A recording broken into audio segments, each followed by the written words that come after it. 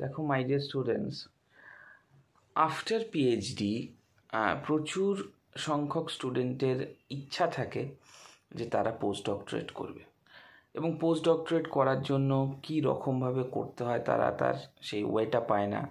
কোথায় গেলে কী রকমভাবে তার নিজেকে এস্টাবলিশ করতে পারবে সেই জায়গাটার উপরে কিন্তু দিশেহারা হয়ে থাকে। আজকে পোস্ট ডক্টরেট সংক্রান্ত এই বিষয়গুলির উপর খুঁটিনাটি তথ্য এবং সঠিক তথ্য দেব, যাতে করে তোমরা এই জিনিসটা কিন্তু না ফাঁসো এবং পরবর্তীকালে না মনে হয় যে একটা দাদার কথা শুনেছিলাম তাই আজকে এই জায়গাটায় কিন্তু রয়েছি, এর থেকে খারাপ জায়গায় থাকিনি। ফার্স্ট অফ অল যেটা বলবো, আফটার পিএইচডির পর 1 নম্বর, আমরা হায়ার এডুকেশন ডিপার্টমেন্টের গুলে খেয়েছি হায়ার এডুকেশন, এই জন্য আমাদের কথায় তোমরা কিন্তু বিশ্বাস করতে পারো। দেখো, ফার্স্ট অফ অল যে জিনিসটা আমি বলবো, আফটার পিএইচডি তুমি যদি কোনো চাকরি না পাও, কোনো মতে পোস্ট ডক্টরেটে এসো না। এটা হচ্ছে তোমাকে অনেকে অনেক রকম, অনেক যারা সিনিয়ররা রয়েছে তারা অনেক রকম বলবে এইটা কর সেটা কর, একদম না। 1 নম্বর যেটা বিষয়টি হচ্ছে, পোস্ট ডক্টরেট করার ক্ষেত্রে তুমি যদি চাকরি না পাও আফটার পিএইচডি করেও, কোনো মতোভাবে পিএইচডি করার পর পোস্ট ডক্টরেটে আসবে না। পোস্ট ডক্টরেটে তখনই আসবে যখন তুমি একটা চাকরি করছো এবং তোমার জব সিকিউরিটি রয়েছে। ওকে, না হলে কী হবে জানো তো, পোস্ট ডক্টরেট করার পর তুমি আনএমপ্লয়েড থাকবে, 40 বছর বয়স হয়ে যাবে, ultimately you will get nothing. ওই জন্য, কারণ তুমি কি করছো কারোর যায় আসে না, তোমার মার্কশিটে কত নম্বর আছে তুমি করেছো কেন, লোকে সবাই বলবে তুমি কেন পুলিশের পরীক্ষা অ্যাপ্লাই করোনি, তুমি কেন আর্মি বিএসএফে চাকরির চেষ্টা করোনি। ওই জন্যে যে জিনিসটা বলবো সেটা হচ্ছে, পোস্ট ডক্টরেটে তখনই আসো যখন তোমার পিএইচডি করে তুমি একটা সিকিউরড, ফিনান্সিয়ালি সিকিউরড থাকবে। কারণ ডিগ্রি, এমএসসি যেরকম একটা ডিগ্রি, পোস্ট ডক্টরেটও সেম। তোমার রিসার্চ ম্যাথোডোলজি, তোমার রিসার্চ এক্সপিরিয়েন্স, হ্যাঁ অনেকে আছে যারা ফিনান্সিয়ালি ক্যাপেবিলিটি আছে, যারা শুধু গবেষণা করতে ভালোবাসে, তাদের ব্যাপারটা আলাদা, আমি তাদের বলছি না। আমি সেই কমন মাস বা সেই কমন স্টুডেন্টদের কথা বলছি, যারা স্বপ্ন দেখেছে কলেজের অ্যাসিস্ট্যান্ট প্রফেসর হবে, যারা স্বপ্ন দেখে কলেজে নিয়ে পড়াবে। আগে এই জায়গাটাকে সিকিউর করো। তো এই জায়গাটা যদি তুমি সিকিউর করতে পারো, তারপরে তুমি পোস্ট ডক্টরেটে আসো। এটা হচ্ছে প্রথম। কারণ হায়ার এডুকেশানে বিশ্বাস করো, ডিগ্রি বাড়ালেই যে চাকরি হয় এমন না। চাকরি পাওয়ার জন্য কিন্তু তোমাকে কিন্তু আগে থেকে কিন্তু প্ল্যানিং থাকতে হবে যে আমি কি করলে কোনটা পাবো। নাহলে কিন্তু আমি প্রচুর স্টুডেন্টকে দেখেছি যারা পিএইচডি করছে আবার ফুড এসআইও অ্যাপ্লাই করছে এখন যে পরীক্ষাটি চলবে। তো তার মানে তুমি বুঝতে পারছো যে কোথায় ব্যাপারটা এসে গেছে। জব ওই এই জায়গায় তুমি যদি না পাও, তুমি কি করবে? বসে তো থেকে লাভ নেই, প্র্যাকটিস করছে বাড়িতে। তো সেই জন্য প্রথম যে কথাটা বলবো সেটা হচ্ছে, আগে জব, দেন তারপরে সব। দেখো, দ্বিতীয় জিনিসটা হচ্ছে, পোস্ট ডক্টরেটে কিছু কিছু বেসিক পার্ট ভালো থাকে। একটুখানি তোমরা যদি অ্যানালাইসিস করো, দেখবে একটা ছেলে পোস্ট ডক্টরেট, পিএইচডি বা এমএসসি করার পর স্টিল আনএমপ্লয়েড থাকে, অথচ নার্সিং নিয়ে যদি পড়াশুনো করে তাহলে কিন্তু একটা চাকরি সে পেয়ে যায়।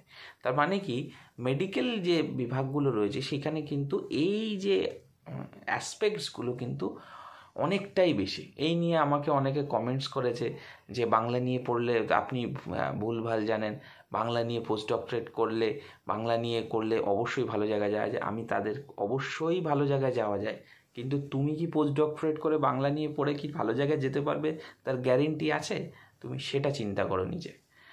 অনেকে তাদের অ্যাসপেক্টস অনুযায়ী বলবে। তারা ধরো, একটা জিনিস বলছি তোমাকে, অনেকে বলতে পারে যারা হয়তো রিটায়ার্ড প্রফেসর, তাদের সময়টা আলাদা ছিল বাবু, সত্যি কথা, তাদের সময়টা অনেক আলাদা ছিল।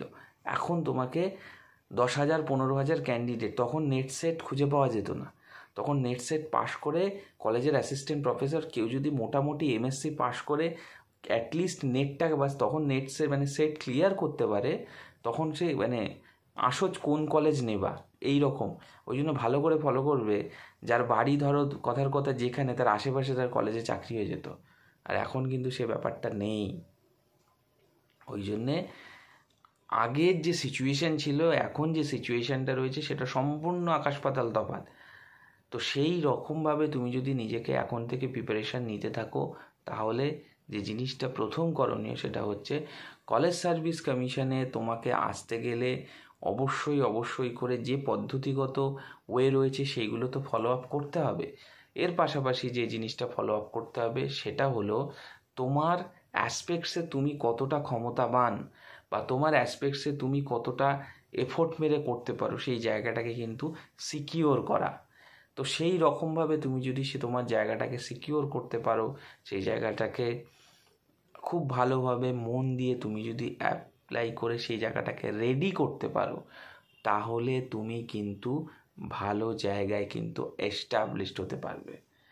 এটা কিন্তু ভীষণভাবে দরকার। এই জায়গাটাকে কিন্তু ধরে তুমি যদি এই জায়গাটার উপর কাজ করা শুরু করো, তাহলে কিন্তু তোমার অ্যাসপেক্টস অফ রেশিওতে সেই জায়গাটা কিন্তু ব্যাপক মাত্রায় বৃদ্ধি পায়।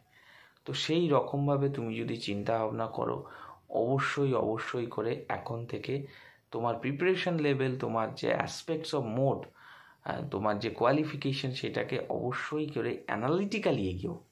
সেটাই বলছি, অ্যাব্রডে পোস্ট ডক্টরেট করার প্রচুর স্কোপ আছে। মেডিকেলের উপর যদি যারা বায়োকেমিস্ট্রি, বায়োটেকনোলজি এইরকম অ্যাসপেক্টসে যারা পড়াশুনো করছো, তাদের ক্ষেত্রেও প্রচুর সুযোগ আছে।